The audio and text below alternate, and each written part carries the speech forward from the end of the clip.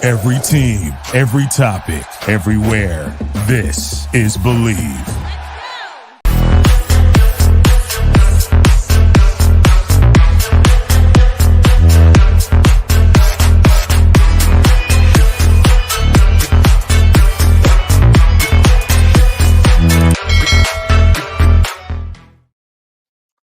Hello and welcome to a special edition of the Hoosier Football Tailgate here on the Believe Network. I am the coach Shannon Griffith.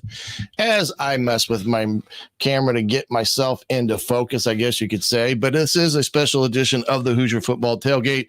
We're going to have and here in a second joining us here on the show, Kurtis Rourke, the transfer quarterback from Ohio University, the Bobcats, where he threw for over 7,000 yards in his career at Ohio, and now after entering the transfer portal has joined IU and will be in competition for the starting QB1 position coming up starting this spring, and more importantly probably starting here in the next few weeks as they get ready to come back on campus and get things rolling there with the winter workouts and such. But before we do that, let me do this. I want to thank Bet Online for their support of the Hoosier Football Tailgate here on Believe.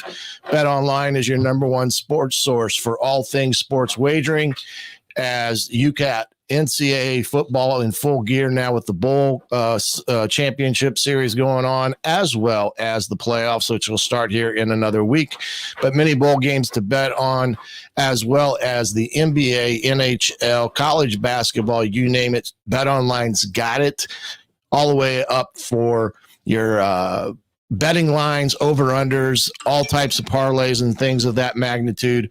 Bet Online is your number one source. Remember, use the promo code BELIEVE, BLEAV, for a 50% bonus on your first deposit with Bet Online. Bet Online is where the game starts. And like I said, tonight we've got a special guest, and I kind of think they're special in other ways because he's a QB, and I coach quarterbacks for a number of years at Ball State University and throughout my coaching career.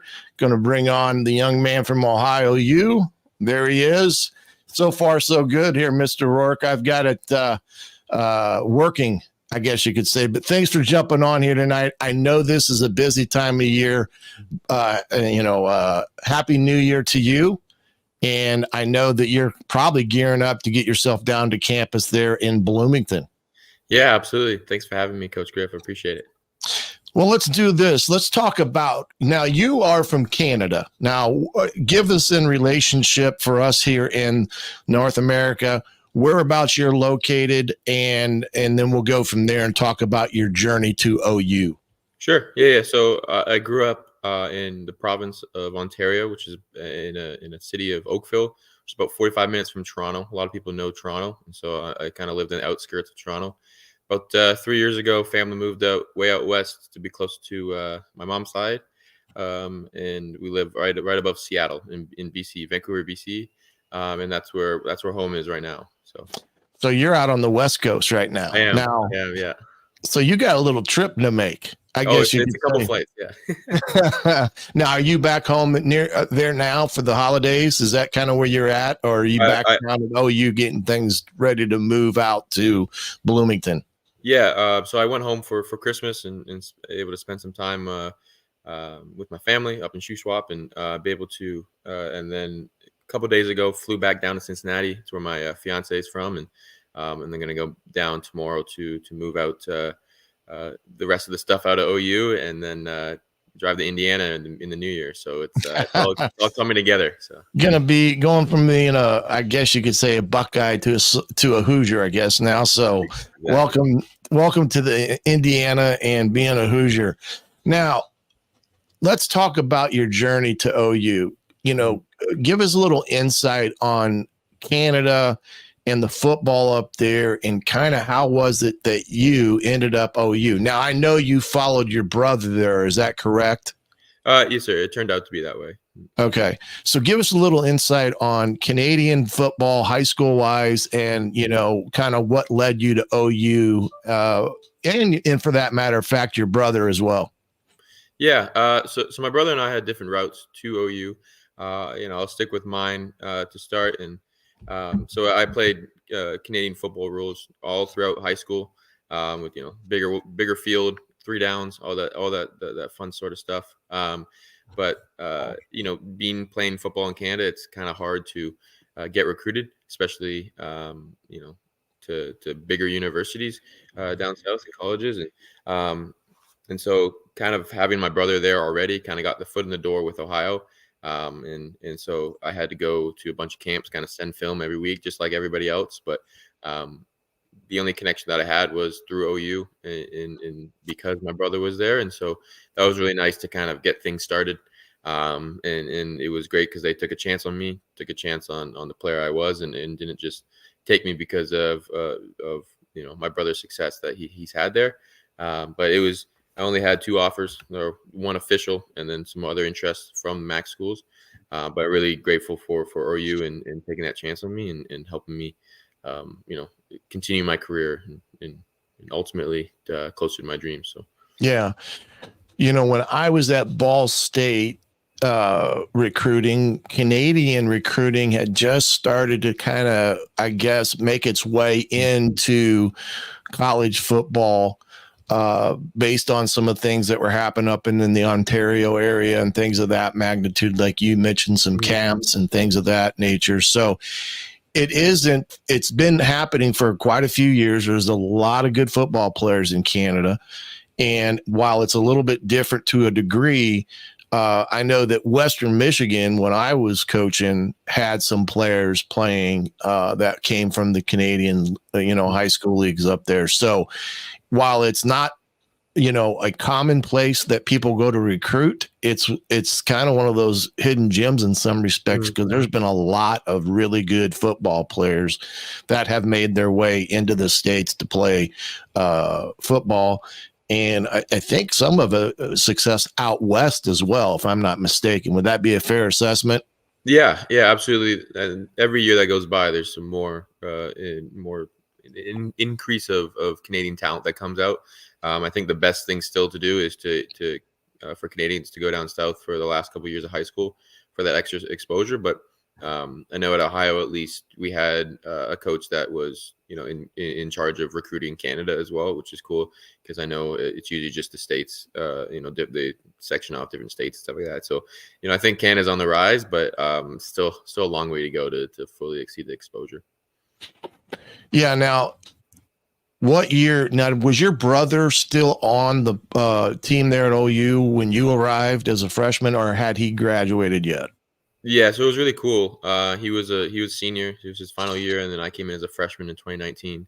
And so we were able to have that year. I was able to kind of cheer him on and grow as a player myself. And I think that was one of the best years for sure of my college, just to be able to be on the same team as him. So. Well, number one, he probably helped you make that transition a little bit easier into the college life, so to speak, in terms of academics, and then being a D1 football player and what that all entails. Mm-hmm. And then, of course, it probably made it easier on your family, because they really only had to go to one place to watch you guys play, and you weren't dividing the family up. Mm-hmm. I was still coaching when my son was playing at IU, and so unfortunately, my wife chose him every Saturday as opposed to coming and cheering on me. So I understand that. But your brother had a pretty storied career at Ohio, threw for a bunch of yards. I think he was also over 7,000 yards or close to it in the NFL. Correct? Is that? I know he was with Jacksonville, but I just saw something the other day. I thought he is now with New England. Is that correct? Okay. Yes. So he's getting indoctrinated into the NFL and all the craziness that happens with quarterbacks moving here and there, per se. So he is now at with the New England Patriots there as they finish up the season and such. And I don't know, did you get a chance to get a chance to go see him, or vice versa, here over the holidays, or was it a little bit too hectic to really, Jacksonville and things of that magnitude? Yeah, I haven't been able to see him since both of our seasons started, actually, and his is obviously still going on. Being in Florida is a little bit far away, and so I was thinking about taking a trip for New Year's to see him before I headed to IU, but then he kind of got picked up by the New England, and so their schedule is different. And but I'll see him eventually. We talk on the phone a bunch, and so, Yeah. We're keeping up with each other for sure. Well, that's definitely a great having a brother, a family member that has gone through, what you've gone through, and vice versa. So you guys can kind of lead on each other, because playing quarterback, like I always said, you guys get way too much credit at times and way too much criticism as the other. So that's just kind of the position. You learn to accept it. And just like in coaching, coaches can look really good when they got great players and get a lot of praise, and then get a lot of heat for, when things don't go so well. But so you're at OU 2019. Did you move into the starting position after your brother left, or what was the scenario there as you continued on in your career at OU? Yes, sir. So I played in 2020. It was COVID year, obviously. I started those 3 games that we played. We only played 3 games that year, but I started all of those, and then I started every year since. In 21, they tried a different sort of offense for I think 3 games that year, and so I didn't start in those. But for those years after and before, I did as well. Mm-hmm. So, you went through some ups and downs of being a college quarterback, and, all those things that go with it. And, as well as anybody, if you're in a quarterback room, you all prepare as the guy, because you never know when your number's going to get called. And when that opportunity comes, you got to be ready. Mm-hmm. Absolutely.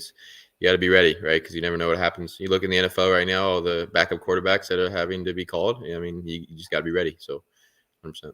Yeah. And you only play one. I know some teams play 2, and depending on what system you're in, or if you got 2 talented guys, and how that works. But the fact of the matter, it's a one position situation, and you're always in competition. So at OU, kind of go through your, your first season starting, kind of what was like that, finally, stepping into the starting position that your brother held. I know that can kind of be sometimes a barrier or a burden, because you're, maybe getting compared. But, talk about that first year starting for you. How was that? And kind of go over your record and things of that nature. Yeah. Like you said, having an older brother who's had so much success at every level, you can't you can't go to any place and not be compared to him. And so I'm grateful for all the things that he's done and helped with the path of where I am. And so I've gotten used to all the comparisons and all that. And I think that first game in 2020, I think I had a solid game, but I was just wanted to enjoy it, because kind of this was the next step and being able to reach my dreams of playing professionally, and to just be on the field. And this is, I'm a quarterback of a Division I program, and just to be able to do that it was awesome. And so I just want to go have fun and enjoy that moment every time. And I think the first drive, I believe we went down and scored. So that was pretty fun. Piece of cake, right? Yeah, exactly. I was like, oh, this will be fun. This will be really fun. But obviously football's up and down. But continue to grow each year and every game. And so couldn't be more grateful for that journey. Now, who did you guys play in that first year out of conference, kind of the big games, the money games, or, things of that magnitude? Yeah, so we just played MAC games in 2020, but 2021 we opened against Syracuse. So they came to town actually, which was pretty nice. And so going there was pretty fun. We went to Northwestern that year as well, and Louisiana Lafayette. Those are kind of bigger games. I know Lafayette was really good at that year. They had a really good quarterback in the whole team, I guess. So those were a big game that year. And then obviously 22 went Penn State, Iowa State. Those are great atmospheres for sure. Penn State is you're going to potentially get we don't play them this year. I don't think the way the schedule works out, but That's a pretty premier environment for a MAC team to go into. And, even though you were a more mature quarterback at the time last year, talk about that experience from your perspective, playing in that environment, coming out of the MAC and, going into a stadium that plays, 100,000 plus. Yeah. I think anytime you're the major underdog in those games, you just go in there and try to do your best and have fun and use it as a growth period for you and your team. I mean, definitely you want to win all your non-conference games, but this real season doesn't really start until Right. conference play, right? So you can just build on that as much as you can through the non-conference games. And going into Penn State, we were obviously trying to win, but we knew that they were a good team, and we were just doing the best we could to grow and continue to get better as a team, get that chemistry down. And it was a great atmosphere. I mean, I think that was the first home game, so it was whiteout, and so I think it was 106,000 there, and just walking onto that field and be able to be like, this is fun, and we I think we played them tough, Yeah. and so it was just a lot of fun, and I'm looking forward to those type of games this year. Yeah, I can remember when I was coaching, we got to play in some pretty, notorious stadiums, played in the Swamp against Florida, coached against Spurrier, then played in Clemson, where the Rock is, where they run down the hill and such. And those were all, magical moments for players and coaches that get to play in those environments. And like you said, the mindset is to go win and become, a pretty notarized team that week for that big win. Mm-hmm. Now, you're about what, 6'5"? Yeah, yes, sir. 6'5", and about 220, 225? Yep. Yeah, okay. Right on. Yeah. How would you describe yourself as a quarterback? I mean, do you look at yourself as more of the pure, drop back quarterback in that regard? Or, I mean, because I know at OU, you guys did a little bit of everything. And I know you're, Coach Isperod, who was your quarterback coach, correct? Yes, sir. Coach Isperod. Yeah. Yeah, I know him pretty good. And just talk about your preparation and what did you see yourself as a quarterback?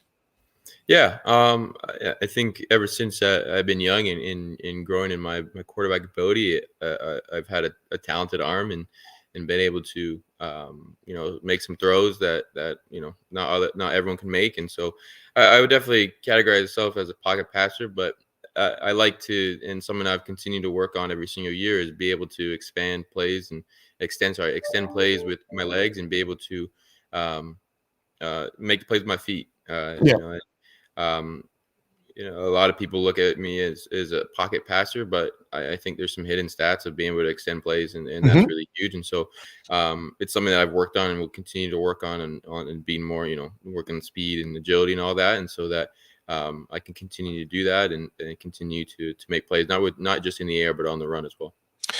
Yeah. And I tell, people all the time, mobility for quarterbacks, whether you're a 6-footer or a 6'5" guy, those are the things that, are the unique characteristics of a quarterback.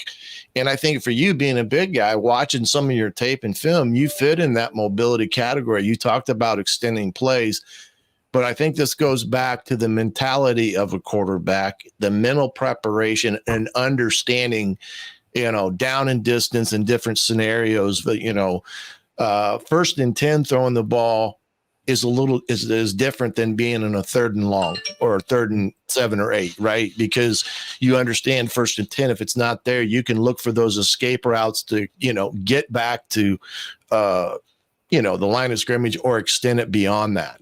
Where in 3rd and long in situations like that, maybe you have to hang in there a little bit because you got to let plays develop. I think that's one of the things that makes someone like you unique at the quarterback position. When you look at the portal and stuff, you understand the game of football. I know who you've been taught by and the mental preparation that I'm sure you've gone through. Mm-hmm. Absolutely. I mean, like you said, all the coaches at OU have been there the whole time, my whole tenure, and they're very knowledgeable. And what I appreciate a lot about that is they taught a lot about knowing the situation knowing when to make throws, when to escape, and then obviously all the other situational stuff that Mm-hmm. you need to know as a quarterback. And I think that's not always taught to a certain point. And so I appreciate my coaches being able to do that. What type of mental preparation would you do in preparation for a game, during the week? I know you get the live reps in practice and the looks that you may get by your defense or the scout team, but what other preparations were you, in routine with on a constant week-to-week basis? Yeah, I think a lot of a lot of development as a quarterback is being able to learn how to watch film on a day-to-day basis, in a week-to-week basis with different teams. And we obviously do that as a position group and as a team, but you have to individually watch defenses, watch their defense, watch the base defense, and watch the different coverage and see how they line up differently. See if you can see any tells and all that. Same with blitzes. What kind of blitzes do they run, and what do they play back behind that? Are they a cover 3 team when they bring the Sam or nickel Sam or whatever, right? So it's a lot of being able to study film, know how I understand film and how it helps me understand the best, and then just putting the time and work into doing so. Yeah, and in today's game, you got the ability to have the iPads and things of that magnitude. What was your go-to cut up that you always would want to have either made for you and load onto an iPad, or did you have a set of things that you like to utilize cut up wise to prep you for the week's contest?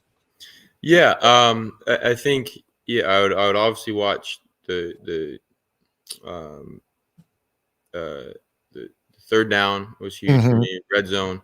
What I like to do at the end of the week is go back and turn off all the overlay kind of thing and just watch a game. Watch a game and usually from the back angle, kind of just to gotta get a sense of everything we've put together through the whole week. How can I envision myself in that game, and then just kind of go through it like I'm calling it, and just it helps with identifying defense. As well as different formations that we're going to run that week, and kind of highlighting that package as well. Yeah, and that's one of the things when I was coaching quarterbacks. You talked about the end zone angle, and getting away from the cut-ups and watching the game as it unfolds, as what team you're studying. Just from what you talked about there is trying to put yourself in those situations as they come up in the game. And that's a great way to get a feel for the speed of the game as well. 100%. Not that you get it totally, but you'll get a little bit of it. Let's talk a little bit. We'll talk about 2022, and then MAC Player of the Year. But when you decided to go to OU in the Mid-American Conference, were you aware of the kind of the quarterback legacy that the Mid-American Conference has kind of spit out over the years? Yeah, I mean that's what I loved about the MAC is that it's one of the mid-tier Group of 5 conferences, but there's some really great players that have come from that, and quarterbacks including that. And even at OU, they had a bunch of guys that have gone to the NFL from that, and had some stints in the NFL, and a couple quarterbacks. I mean, my brother being one of them now, but some other guys as well. It's just great to be a part of, or when I was going there, it would be great to be a part of a conference that was so that had so many guys that have made the next level or made that dream happen from a Mid-American Conference like that. And there's other reasons why I love the MAC and love playing it, but that's definitely one of the bigger reasons. Yeah, and I ask you that because I still have a little bit of, I guess you could say, flashbacks here and there, because I recruited Ben Roethlisberger. Okay. My son grew up as a Pittsburgh Steelers fan, and I barred him from wearing any Pittsburgh, memorabilia around me, because Roethlisberger went to Miami of Ohio, not to Ball State, which was a story we can talk about another time. Talk about your, the year that you became MAC Player of the Year. That was what, 22? Sure. Offensive Player of the Year. Talk about that season from your perspective, and kind of, that kind of being a magical year for you. It's a pretty prestigious award to be known for an offensive player of the year. Yeah, that was a great year. We had a lot of high expectations for ourselves, but that was kind of it. No one around the league kind of expected us to have a good year. We expected us to kind of be in the middle of the pack, and we kind of had a couple new pass concepts in that year and that summer, and we repped them and worked them a ton that off season, and we got really confident as an offense to be able to put up points. And then we started showing that in the first game. I think we scored 45, something like that, and we just had a sort of confidence through that. And myself continued to get confident as well. We had a bunch of really great athletes and guys all around, running backs, receivers, brought a couple of transfers in. Offensive line was great and tight ends as well. And so we kind of had a really great group, and being able to throw to the guys and that made, my job a little bit easier, helped a ton. It was just nice to continue to help contribute to the team because, the team kept winning, and we were able to have some fun games. And, it was just awesome to be able to, have that season with the guys. It's just too bad the way it ended and all that. But, it's definitely a season I won't forget. Yeah. And, you talk about those players that come around you, that also makes the quarterback too. There's only so much you can do as a quarterback, but you got to have guys that can, tote the rock, and guys can make unbelievable catches because they know what they're doing, route running and getting open, which is a special technique as well. But, that year for you being a special year. And then, of course, surpassing your brother on the all-time passing yardage list there at OU, which I think you're second overall now. Mm-hmm. Kind of talk a little bit about that, surpassing your brother, not to say that was, like the end all be all, but I'm sure that was a discussion around the dinner table every once in a while, or a few text messages back and forth. Yeah, absolutely. He's been very supportive throughout my whole career. And so it's hard to, rub it in his face when he's being supportive and all like that. But yeah, we were always competitive. We instilled the competitive spirit in each other and when we were younger. And so we always, compete for each other, and the great year and career that he had at Ohio, be able to pass him in some records was awesome because of what great things he did. And so that it meant a lot. But he'll always bring up that I don't have this record or that record. So, always go back and forth. It's never ending. So, but yeah, I'm grateful for him and the opportunity that I had to even touch that record. Yeah. Records are meant to be broken, right? That's exactly why they're records. They're there to be broken. And well, I'm sure there's always going to be somebody that's going to come along, no matter, whenever that may become, that time comes, but that's what records are there for. Let's talk now. Did you graduate? Are you a grad transfer? Is that kind of what? Okay. So what did you get your degree in? My undergrad was in communications with sports management, minor. And then I just finished my coaching education master's program. Okay. So you got a master's already? I do. Yeah. Okay. So you've really put in the work academically. Football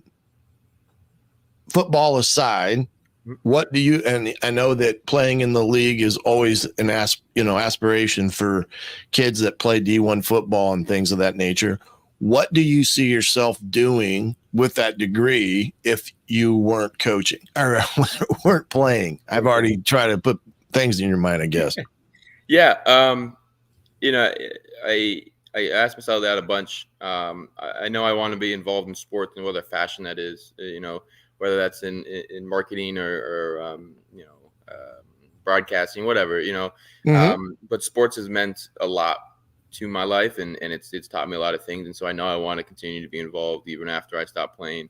I'm lucky enough to built a lot of connections over the years. And so, when that time comes, I'm sure I'll be able to get some jobs opened up and all that. Right. But, at the very end, whenever I stop playing and all that, I definitely want to go into coaching eventually, and kind of give back what all of my great coaches in my life has given. And because I know coaching is one of the most influential things you can be. And I'm sure, as you know, it's a very important job. So. Well, you get into coaching, to have an impact on a young man's life, and hopefully they learn from you by, like myself, I was married, had 2 young kids, so I wanted guys that, to see me in a different light, as a husband, as a father, and those are the things that have those impacts on kids' life, and that's why I coached. Coaching at the D1 level was awesome. Loved it. Coaching at the D3 level was awesome. The non-scholarship level, it's still about impacting kids' lives. And that's something that if that's what you choose to do, I highly encourage you to do that, because it's something that you will always cherish and the memories will be everlasting in that regard. So graduated, master's degree, set records. You had 10-win seasons, 9-win seasons as a quarterback there at OU. And now comes the decision you're going to enter the transfer portal. Talk about that journey and kind of what that's like, because, there's a lot of things going on in college football right now.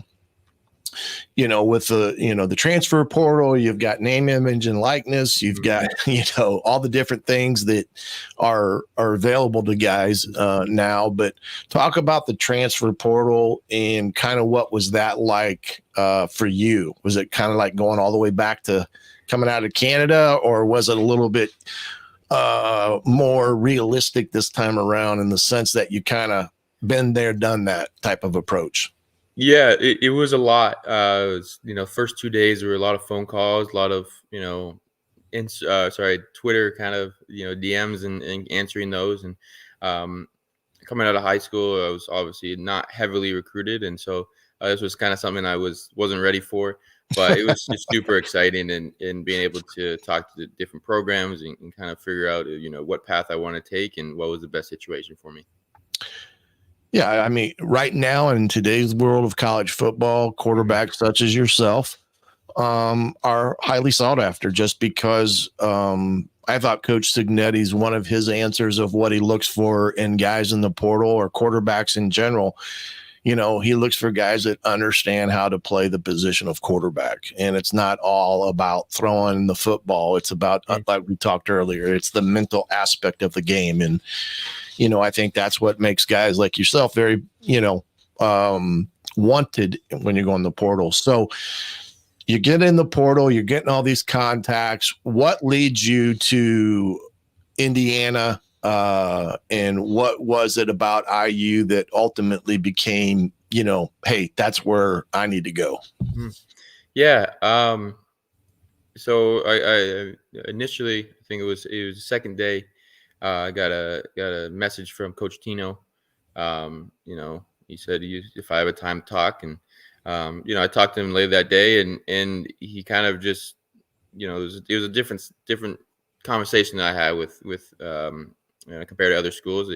He's very knowledgeable. Told me about his resume, one of the most impressive resumes. I mean, he worked with Saban, worked with all the great quarterbacks there, and he just listed all of the quarterbacks that he's worked with, and obviously there are notable names, and the success that they've had, and that he believes in not only me, but believes in the guys that they're going to bring in, and that this year is going to be a good year. And I talked to Coach Cignetti later on. He gave me a call, and he was the same. I mean, he's very confident as a coach, and you love to see that as a player. And the fact that first thing that he said to me is, because I knew that the whole staff was wiped and he's coming to a new situation, and the first thing was he said he has no intention of losing this season. He wants to win, and he's going to win, and he's got the track record of that. And he a lot of people you could say, yeah, everyone can say that, but this is a guy who's proven that he can come to the organization and help it win, and help it win fast. And he kind of gave me the blueprint of his plan, who he plans to bring in, and that he just needs a quarterback. And he spoke very highly of me, which was awesome, really great, and appreciated. And so from that conversation, I knew I wanted to at least take a visit, check it out. And yeah, I mean, the visit was great. I mean, the resources that Indiana has is awesome, and being able to envision myself on campus, and kind of understand the offense that they're going to be run. But met with Coach Tino, Coach Shanahan, all of those guys, and it kind of just felt like it was the right option, right decision, and it felt like home already. So it was great. Yeah. What did you know about Indiana prior to going to being on campus there? I mean, what did you know specifically about IU? Yeah, to be transparent, I didn't know too much about the program, and I knew the Big Ten and the conference is arguably the best in all of college football, and I've watched some Indiana games just because I'm big like watching football. I know their history as a basketball school. My dad lived there in Indiana when he was younger, and so he kind of knew a little bit about it. But other than that, there wasn't too much that I knew about it. But I knew that it was I was really going there more for the intriguing coaching staff and what they had. So yeah, and the impressive, I think what most people would say, and I think you said it, is you ultimately become, I guess, a little surprised by what is there in place, right? I mean, facility wise, stadium wise, and what is there for you as a player, support staff and things of that magnitude. The campus itself, it's a beautiful campus to be around, and there's a lot of intrigue and things of that magnitude there at the campus, and that you're going to find out as here shortly. But it is got a lot of pieces to the puzzle. I would say from a coach's standpoint, when you look at things that are there set up to have success, and Coach Cignetti he's got a track record. That's the only one thing that I would say about him, is that he's got a track record. What was your relationship with Tino? I mean, did you hit it off right away? I mean, did you kind of, have that instantaneous, I guess, I don't want to call it a friendship, but understanding, that's a guy I want to play, I want to go play for that guy. Yeah, I mean, I definitely, after meeting with him and talking to him a couple of times, I was like, this is someone that, not only do I want to work with, but someone that I can learn from. And I think he's got that great balance of, mutual respect, between the coach and the player, but also, he knows how to command a room and kind of teach what he knows. During our first conversation, and when I was on the visit, he kind of laid out the offense and gave a kind of sneak peek in his coaching style. And I just think it's very welcoming, and I just enjoyed the way that he coached, and I could see myself learning from him, not only this year, but in the future, and taking those things that because again, he's been around such great coaches and programs. So, I mean, he's absolutely got that track record as well. Absolutely. Yeah. And, the other thing is you're going to go from, a guy that was a starting quarterback. You're going to enter a room with, 4 other guys, 2 that are there now, and then of course 2 incoming. How does it feel like going back into that, earning the job mentality type of thing? How does that, from your perspective, is that,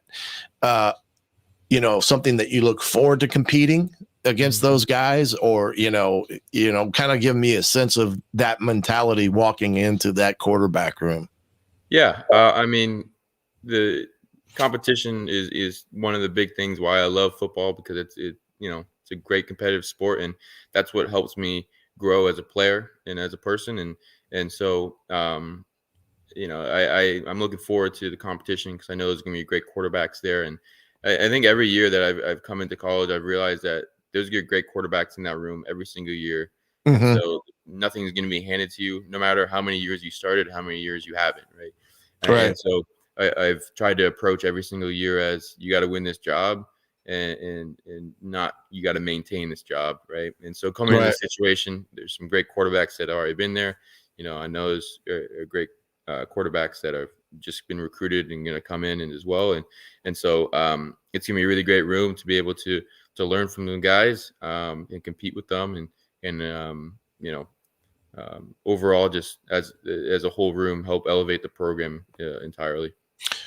Yeah, I think that's the most important things of having good quarterbacks is that you have a great quarterback room, right? Mm-hmm. That competition, because you're always on, on point. You have to be. It's a constant daily competition in what you do and how you do it. So I appreciate that answer about, entering a room, knowing that you're going to go compete and those guys around you are going to make you better as a quarterback and vice versa. Now you get to bring your top receiver with you as well, right? Talk about Miles, because he was a heck of a receiver at OU. Absolutely. We had I was very lucky to have the last 2 years really great receiving core through Miles, Sam, and Jacoby, and as the main guys, as well as Tyler Walton. But I think Miles brings something different, and I think a lot of the Hoosier fans are going to like what he brings. He's one of the best hand catchers I know. He's very strong and can run a route and get open. But he's a really great hands catcher.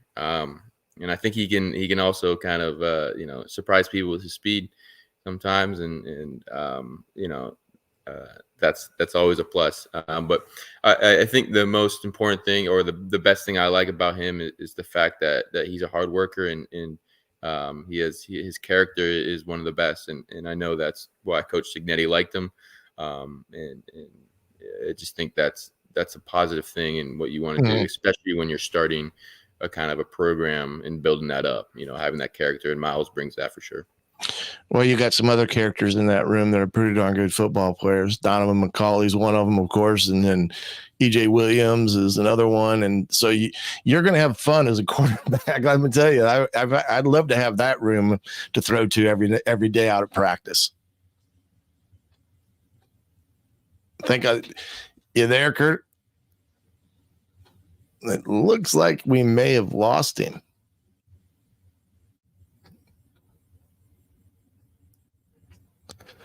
Let's see if we can get him back here in a second.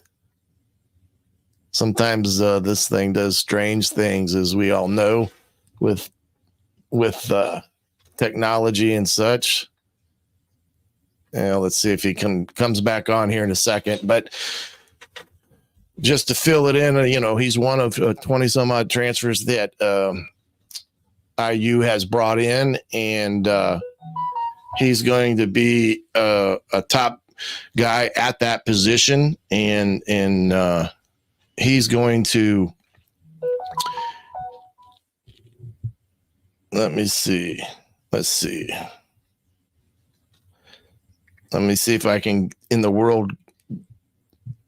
I can get him back on here.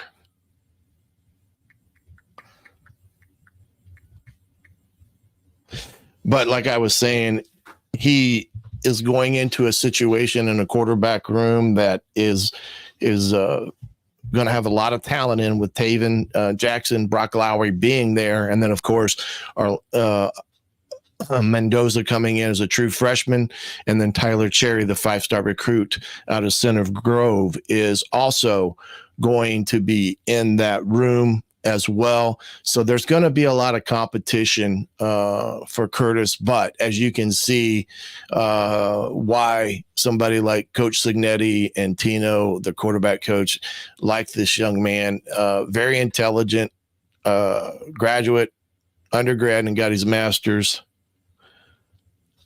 And he did a lot of great things at Ohio University as a quarterback, but more importantly, that's impressive is his academic performance. I think you can say he's a great representation of a student athlete.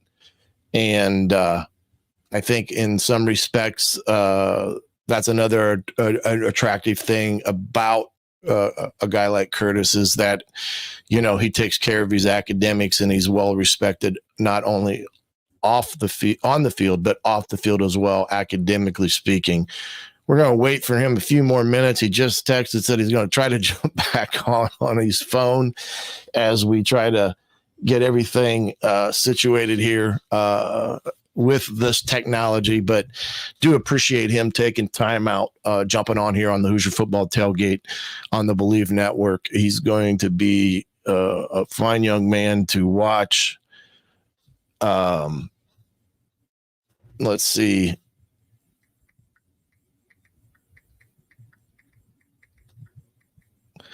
Texting him right now to see if he's going to be able to get back on.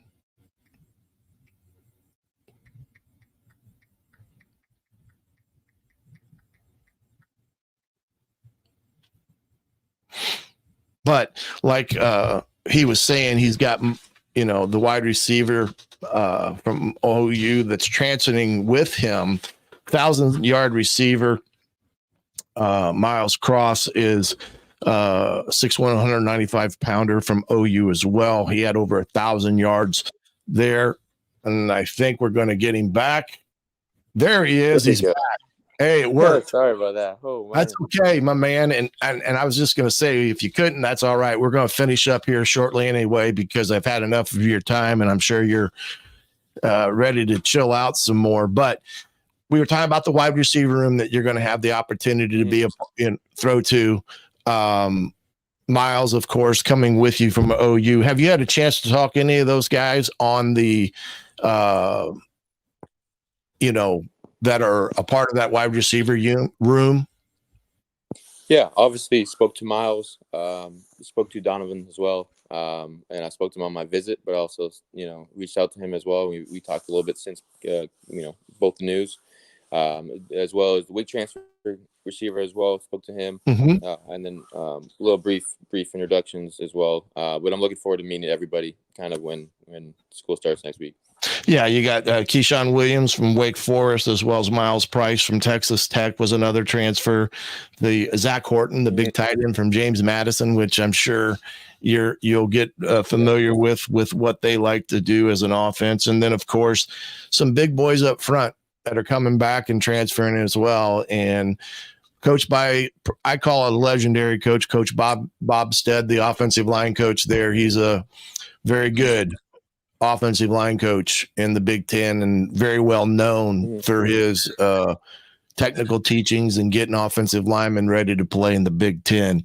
But hey, man, I appreciate you jumping on. I know we had to adapt, adjust, and improvise, just like you have to do in football sometimes. When things go wrong, like they sometimes do, you got to be prepared to adapt and adjust, right?